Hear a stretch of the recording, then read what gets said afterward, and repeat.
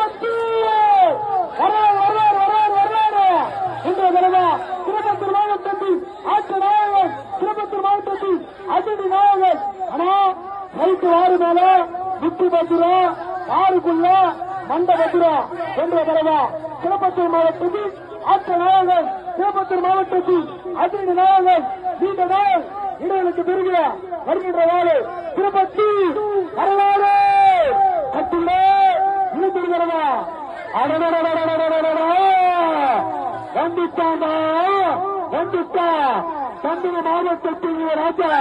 வரலாறு யார் சொல்லணும் திருப்பத்தூர் வரலாறு நீண்ட நாள் இடைவெளிக்கு பிறகு இன்று கலந்து